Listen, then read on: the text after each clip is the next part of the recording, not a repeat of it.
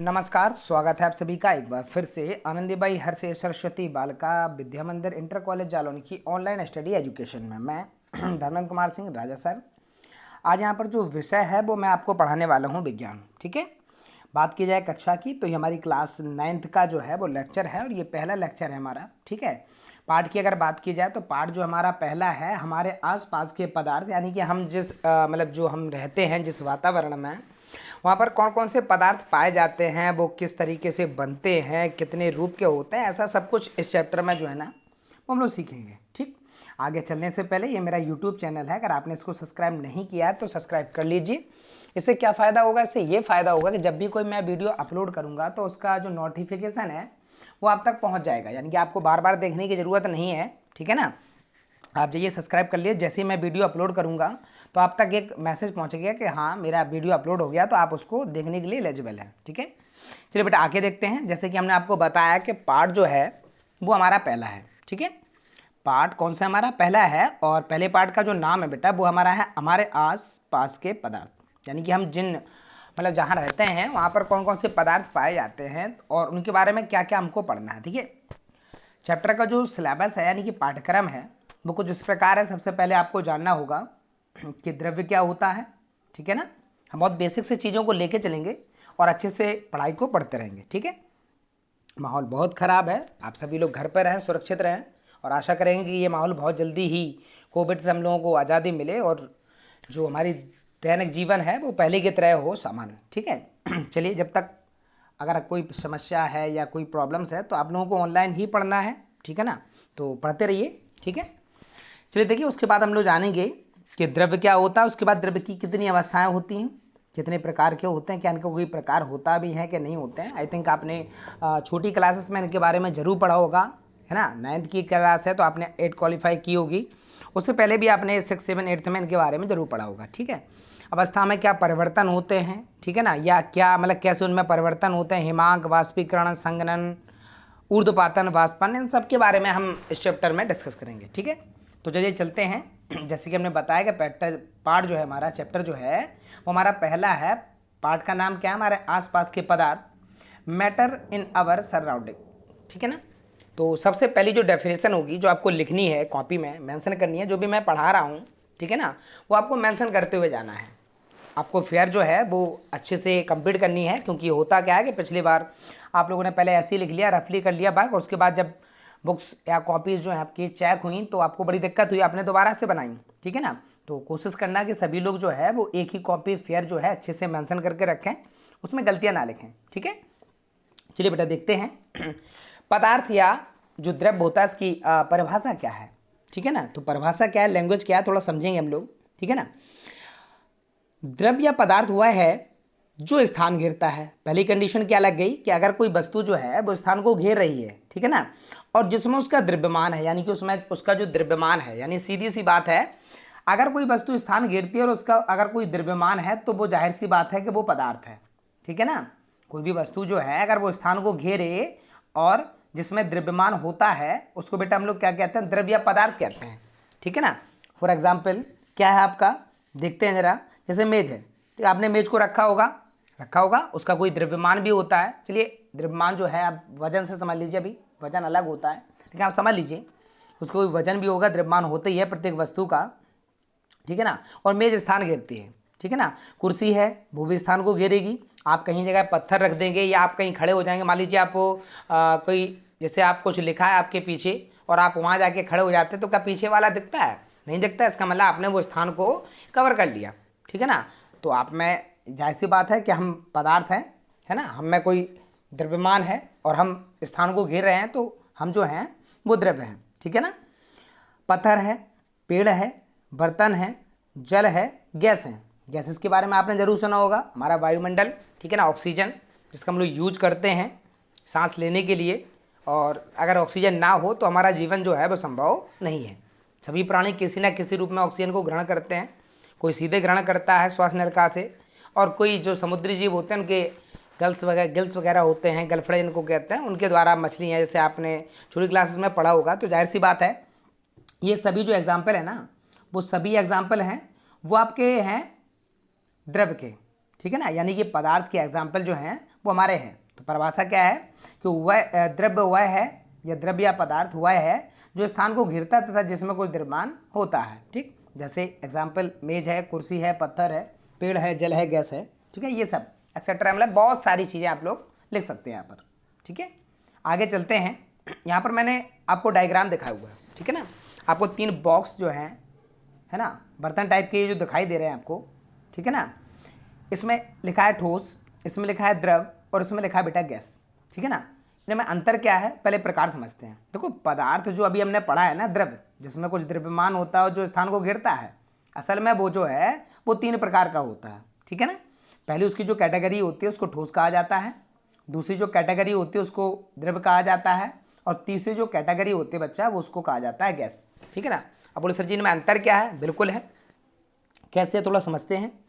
यहाँ पर आपको दिखाई दे रहा होगा। ठीक है ना, अब थोड़ा बैक चलते हैं और साइंस के बारे में हम पढ़ते हैं। क्या है भाई? देखो, हमको ये बता दिया गया है, बहुत पहले इसकी खोज हो चुकी है कि प्रत्येक जो पदार्थ है जो आपके आसपास दिखाई दे रहा है, चाहे वो हम हो, पेन, पेंसिल, कॉपी, पत्थर, गुम्मा, जो भी आपके आसपास अभी आप नज़र मार रहे होंगे, जहाँ आप पढ़ रहे हैं, जहाँ भी बैठे हुए हैं, हर चीज़, चाहे वो मोबाइल हो, लीड हो, पेन हो, पेंसिल हो, कॉपी हो, किताब हो, ठीक है ना, वो सभी छोटे छोटे पार्टिकल जिन्हें हम लोग कहते हैं कणों से मिलकर बनी होती है। ठीक है ना, वो अणु होते हैं और अणु जो होते हैं उनसे भी छोटे जो होते हैं पार्टिकल, वो आपके परमाणु होते हैं। ठीक है ना, और परमाणु जो हैं वो इलेक्ट्रॉन, प्रोटॉन, न्यूट्रॉन से मिलकर बने होते हैं।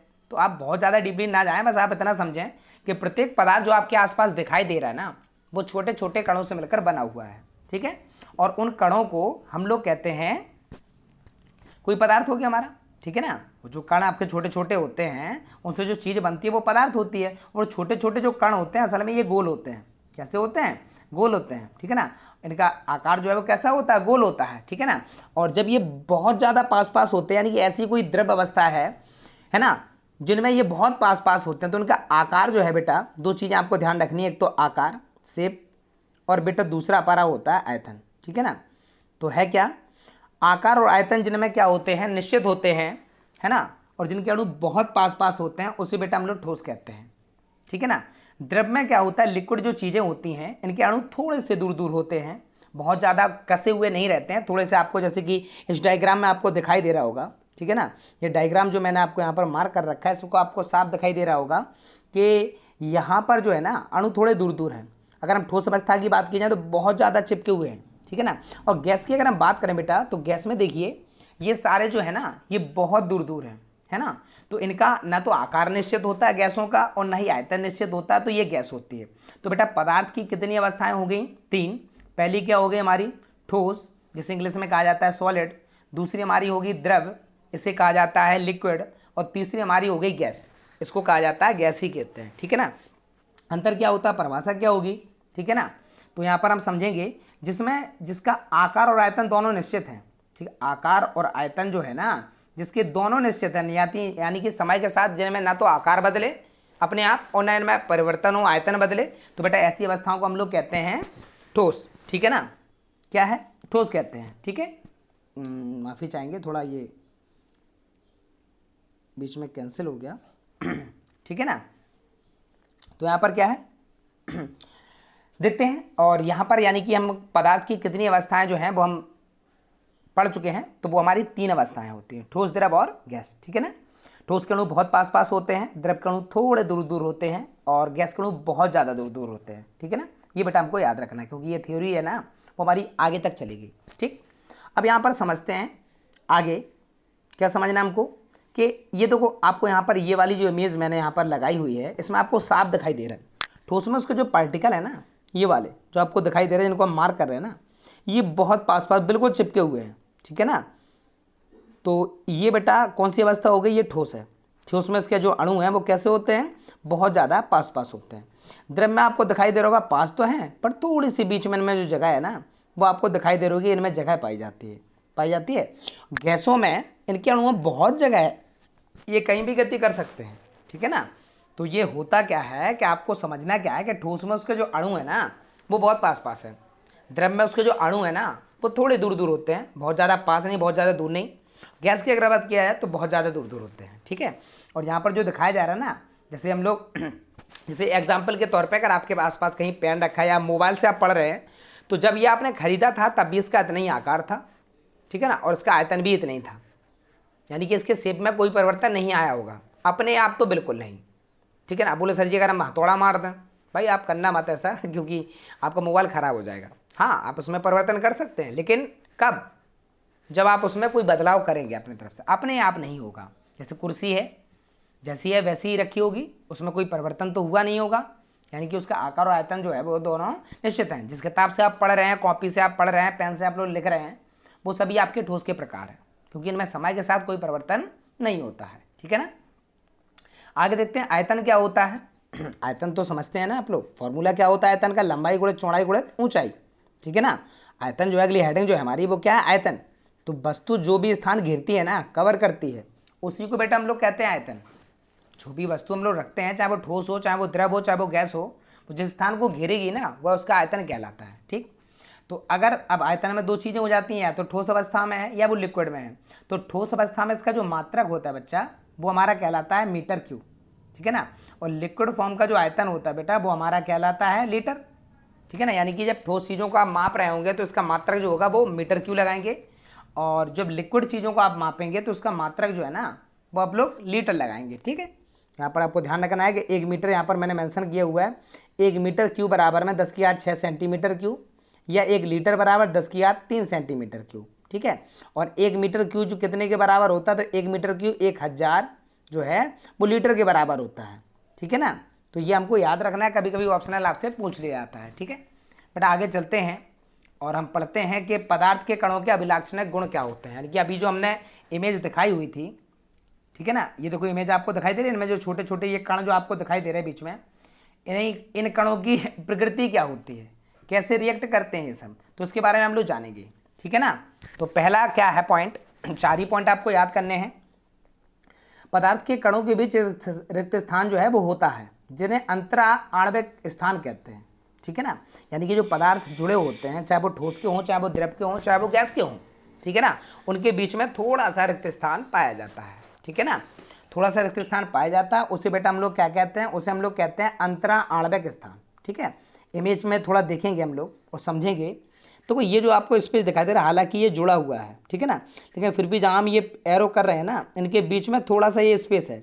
अणु गोल तो हैं, ये अणु जो गोल हैं ये आपस में मिले हुए हैं, लेकिन इनके बीच में ये जो पॉइंट जहाँ हम लोग ये गोला लगा रहे हैं ना, है ना, ये बेटा क्या है आपका, असल में यहाँ पर रिक्त स्थान है, ठीक है ना। ये देखो, ये जो जहाँ मैं मार्क कर रहा हूँ ना, ये वाली जगह, ये आपके रिक्त स्थान दिखाई दे रहे हैं। हालांकि ये ठोस में बहुत कम है, द्रव में थोड़ा ज़्यादा स्पेस हो गया बीच में, और गैसों में भाई इनके बीच में बहुत ज़्यादा स्पेस है। देखो दिखाई दे रहा है ये खाली भाग, ठीक है ना। अणु अणु को छोड़कर बाकी सब ये कैसा है, खाली। तो हमको क्या समझना है, पहला पॉइंट हमने क्या समझा कि जो पदार्थ के कणों के बीच जो स्थान होता है बेटा, वो अंतराणविक स्थान कहलाता है, और सभी में होता है। ठोस में सबसे कम होता है, द्रव में उससे ज़्यादा, और गैस में सबसे ज़्यादा होता है, ठीक है। अगला, पदार्थ के जो कण होते हैं वो निरंतर गति करते हैं, यानी कि लगातार ये मूवमेंट करते हैं। ठोस के बहुत कम करते हैं, करते ही नहीं है, ये समझो। जब आप गर्म करेंगे उनको तभी करेंगे, क्योंकि कारण क्या होता है, क्योंकि बहुत कसे हुए हैं वो, ठीक है ना। बिल्कुल आकर्षण बल जो है उनके बीच में बहुत ज़्यादा है, ठीक है। दूसरा क्या है, अगला तीसरा पॉइंट, दो भिन्न पदार्थों का अपने आप मिलना विसरण कहलाता है। अगर कोई अलग अलग पदार्थ के कण है ना, और वो आपस में मिल रहा है, मान लीजिए ये कोई ठोस का कण है और ये कोई लिक्विड का कण है, ये दोनों आपस में मिलकर एक बड़ा अणु बना लेते हैं, तो यहाँ पर बेटा ये जो चीज़ है ना, वो क्या कहलाएगी, विसरण। क्यों कहलाएगी, क्योंकि मैंने क्या कहा, मैंने यहाँ पर आपको पढ़ाया है कि दो भिन्न पदार्थों को जब आपस में मिलना होता है तो उसको बेटा हम लोग क्या कहते हैं, विसरण कहते हैं, ठीक है ना। चौथा पॉइंट क्या हमारा, पदार्थ के कण एक दूसरे को आकर्षित करते हैं, इस आकर्षण बल को बेटा हम लोग कहते हैं ससंजक बल, ठीक है ना, या अंतरा आणविक आकर्षण बल भी कहते हैं। दो नाम है इसके। यानी पदार्थ के जो कण होते हैं, जो पार्टिकल आपको दिखाई दे रहे थे इमेज में, है ना, वो सभी एक दूसरे को कोशिश करते हैं कि एक दूसरे के पास आए, ठीक है ना, एक दूसरे के कैसे हैं, पास, यानी आकर्षण बल उनमें होता है, जिसे हम लोग नाम क्या देते हैं, ससंजक बल, ठीक है ना, याद रहेगा। चलिए कुछ क्वेश्चंस जो हैं ये एनसीईआरटी क्वेश्चंस हैं, तो आप लोग इसको, जैसे मैं यहाँ पर कॉपी, मतलब यहाँ पर जो नोट्स मैं दे रहा हूँ, ऐसे आपको फेयर में करने हैं टोटल सेम, ठीक है ना। तो पहला क्वेश्चन यहाँ पर आप लोग लिख देंगे एनसीईआरटी क्वेश्चन, ठीक है ना। पहला क्या है, निम्नलिखित में से पदार्थ भाई हमको छांटना है। कुर्सी बिल्कुल होती है, हमको पता ही है, वायु होती है। स्नेह प्रेम, भाई कोई स्नेह जिसे हम प्रेम कहते हैं, ये कोई पदार्थ की अवस्था नहीं है, ठीक है ना। घृणा कोई अवस्था नहीं है, तो ये चला गया। बादाम बिल्कुल होता है। विचार कोई अवस्था नहीं होते हैं, ठीक है ना। शीत जिसे हम लोग ठंड कहते हैं, ये कोई अवस्था नहीं है, ठीक है ना। उसके बाद शीतल पेय बिल्कुल होता है। शीतल पेय जैसे पेप्सी, कोल्ड ड्रिंक, जो भी पेय पदार्थ है अगर वो ठंडा है तो उसको शीतल कहा जाता है। इत्र बिल्कुल सुगंधित होता है, लिक्विड फॉर्म में होता है, फिर वो गैस में बदल जाता है। तो जाहिर सी बात है इसमें जो पदार्थ हैं कितने प्रकार के होते हैं पदार्थ, हमने क्या बताया, 3 अवस्थाएं होती हैं, ठोस, द्रव और गैस। तो इनमें पहला तो कुर्सी हो गया हमारा, वायु है, बादाम है, शीतल पेय पदार्थ हैं, यही जो हैं ये इनमें स्थान भी होता है, ठीक है ना, और ये स्थान को घेरते भी हैं और इनमें द्रव्यमान भी होता है। तो ये आपके बेटा पदार्थ होते हैं, ठीक है ना। दूसरा क्वेश्चन क्या कह रहा है वो, निम्नलिखित परीक्षण के कारण बताइए कि गरम गरम खाने की महक कई मीटर दूरी से ही आपके पास तक पहुंच जाती है, लेकिन ठंडे खाने की महक जो है वो आपको उसके पास तक नहीं पहुंचती है। तो कारण क्या होता है, सबको पता ही होगा। नहीं है पता, चलिए हम बताते हैं, परेशान क्यों होते हैं आप लोग, ठीक है ना। तो हम जानते हैं कि पदार्थ के जो कण होते हैं वो लगातार क्या करते रहते हैं, गति करते रहते हैं, है ना। और जैसे जैसे टेम्परेचर बढ़ता है ना, उनकी तो गति होती है, मूवमेंट जो होती है बहुत तेज़ी से होने लगती है। जैसे पानी को हम लोग गर्म करते हैं तो धीरे धीरे वो गर्म होता है, उसकी मूवमेंट इतनी ज़्यादा होती है वो उबलने लगता है, और उसका जो गैसेस के जो कण होते हैं, लिक्विड के जो कण होते हैं ना, वो वैस्पुरेशन में यानी कि वाष्प के रूप में ऊपर जाने लगते हैं, ठीक है ना। तो यहाँ पर जो गति होते हैं वो करने लगते हैं।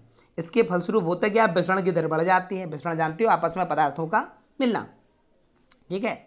विसरण की क्रिया के कारण जो है वो गर्म खाने की विसरण दर अधिक होने के कारण विसरण उसका ज़्यादा होता है।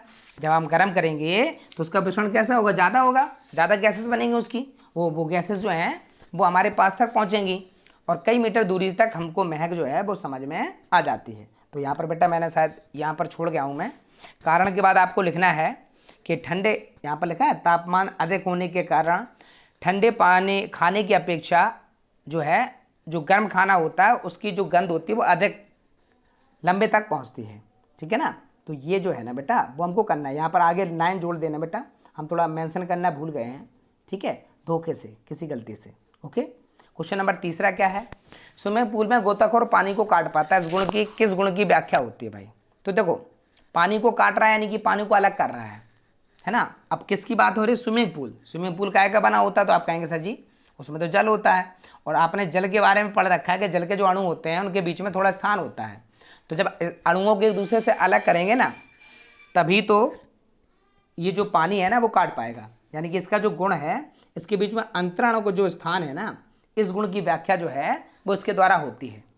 किसके द्वारा होती है, स्विमिंग पूल में कोई गोताखोर जो है पानी को काट रहा है, इसकी व्याख्या क्या है, यानी कि अंतराणु अणुओं में जो स्थान है ना वो होता है जिसको वो अपने हाथों से अलग अलग कर देता है, ठीक है। तो यहाँ के पार्टिकल यहाँ हो जाते हैं, वहाँ के पार्टिकल वहाँ हो जाते हैं, इनको जो है ना इनको अलग किया जा सकता है। अलग का मतलब बिल्कुल अलग नहीं कर रहे हैं, बस हम पानी को काट रहे हैं, ठीक है ना। अगला क्वेश्चन क्या है, पदार्थ के कणों की विशेषता। हालांकि मैं आपको बता चुका हूँ, 4 विशेषता मैंने आपको पहले ही बताई थी कि पदार्थ के जो कण होते हैं, ये शायद मैंने नहीं बताया था, ये बहुत ज़्यादा छोटे होते हैं, ठीक है, पता ही होगा ये तो। ये लगातार गति करते हैं, ये भी हम लोगों को पता है। और पदार्थ के कणों के बीच में काफ़ी रिक्त स्थान होता है, बिल्कुल होता है, लेकिन सब में नहीं होता है। ठोस में सबसे कम होता है, द्रव में उससे ज़्यादा, गैस में सबसे ज़्यादा होता है।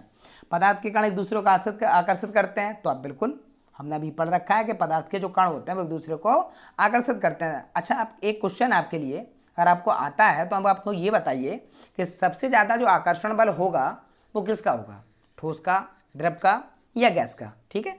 ये आपको कमेंट बॉक्स में बताना है अगर आपको आता है तो, ठीक है, कमेंट करके बताइए भाई। पदार्थ के जो कण हैं रिक्त स्थानों के कारण एक दूसरे को विसरित होते रहते हैं। विसरित का मतलब इनमें रिक्त स्थान होता है, वापस में एक दूसरे तरफ जाते हैं, मूविंग करते हैं, मूविंग करने के कारण वो एक दूसरे में मिश्रित हो जाते हैं, ठीक है ना, समझ में आ गया। तो यहाँ पर ना बेटा मेरा पहला लेक्चर जो है वो कंप्लीट होता है, ठीक है। और सेकंड लेक्चर में आशा करेंगे कि पहले तो आपको ये लेक्चर बहुत मैंने प्रयास किया है कि आपको ईजिली समझाऊँ, ठीक है। और अगर कुछ गलतियाँ होगी या जो भी हो, ठीक है ना, कोशिश तो मैंने पूरी की है कि मैं आपको बहुत बेहतर तरीके से पढ़ाऊँ, ठीक है। तो लेक्चर सेकंड में हम लोग आगे की चीज़ें पढ़ेंगे कि ठोस क्या होते हैं, द्रव क्या होते हैं, गैस क्या होते हैं, उनके गुण क्या होते हैं, ठीक है ना। आज के लिए बस इतना ही, तो पढ़ते रहिए और सुरक्षित रहिए, घर पर कहीं जाइए मत, है ना। चलिए ठीक है, धन्यवाद।